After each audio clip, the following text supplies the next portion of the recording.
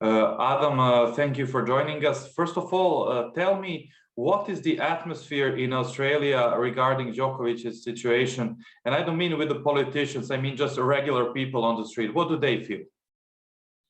Everyone knows about it, Sasha. Everyone has heard about this story, has an opinion about this story. It's a bit like back there in Serbia, I'd imagine as well. It's the talk of everywhere about what they're going to do with Novak. And as we sit here right now, we're not sure what the immigration minister, Alex Hawke, the immigration minister of Australia, is going to do with this case. But certainly everyone has an opinion on what they should or shouldn't do with Novak Djokovic.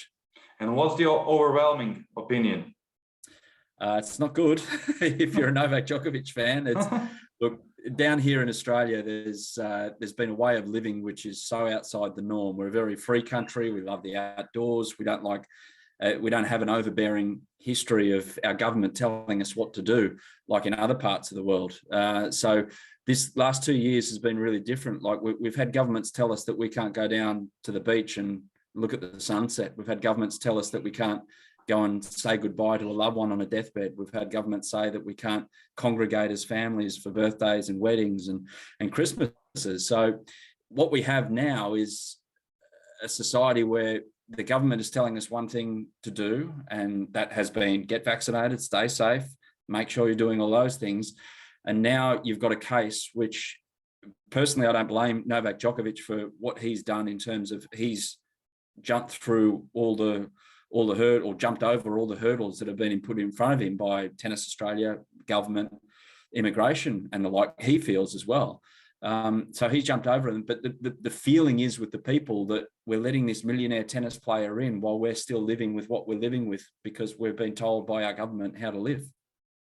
Yeah, you said an interesting thing back there. Do you think, I don't know, you mentioned that he jumped all the hurdles. Is it fair to direct their anger towards a tennis player, however high profile he might be, and not to the people who came up with the rules? Yeah, that's a fair point. That is an absolutely reasonable point. And look, I have an overall feeling about this case is that everyone along the way made some mistakes. I mean, the big topic here at the moment is Novak, and did he go out into public when he knew he was COVID positive, which here in Australia, given everything that I said about we were told not to do anything and really lock down and be really, really safe, that in Australia, we can't get our heads around that. Like, why would you do something like that? So yeah, that's what's put the public opinion to one side with Novak, and that's pretty much against it. Like that, he does have some support, but it's nothing like, I'd say, what it is back there in Serbia. So it's a difficult case to finally put your finger on everything. But look, I get the feeling that everyone has made mistakes along the way with this whole saga, and the court, the one that we had the hearing with already, I think they made the decision based on who made the biggest mistakes and who avoided the big mistakes wins, who made the big mistakes loses. And in the eyes of the court, it was the government for not giving Novak the proper hearing he probably deserved when he landed. And he was trying to explain his case at the airport when he arrived into Australia. I've heard that in case Novak does end up to play, there will be heightened security measures at Melbourne Park. How do you imagine the atmosphere around him, and particularly in his matches? Will it be like football-like or?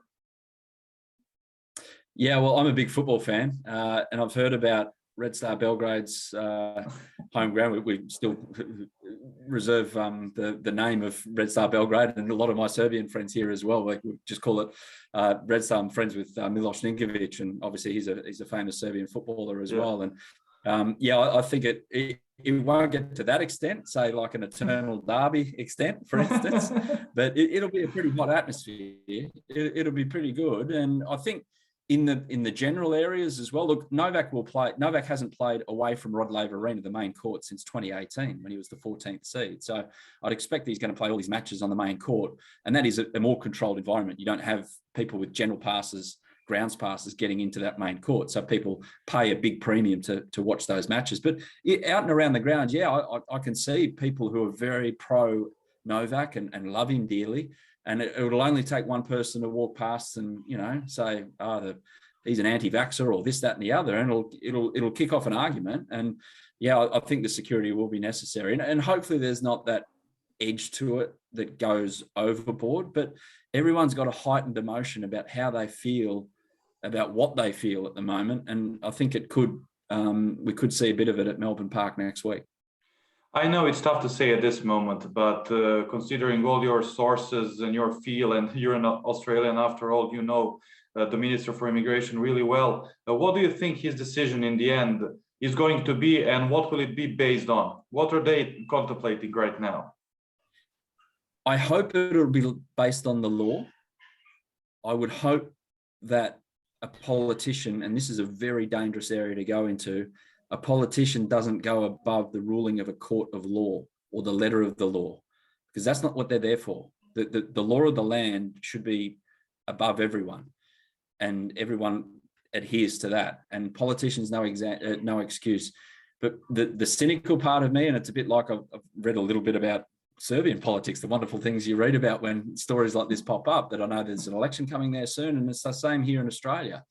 And there is a little part of me that thinks that they're going to make the decision based on what will look better for them when it comes to election time. And there is a sentiment around, let's be tough with our borders and our rules, because it's one rule for everyone. And if you're going to make these cases around refugees and people who've come from the other side of the world and then kick them out or not let them in, there's been some big examples of that. And Novak has spent a weekend in a hotel with a few people who are stuck in that situation, that it has to be coherent with everything else that has gone on. So look, mate, I honestly, as I sit here right now, I think it's a 50-50 call whether or not he's allowed to stay. And the fact that Alex Hawke, the immigration minister, is deliberating still means that it's a very, very close decision. Okay, and lastly, when do you think the final decision will be reached? Hopefully soon, so we can all get on with our lives. Correct? Yeah, I know what you mean. Thank you, Adam, very much for being our guest. No problem.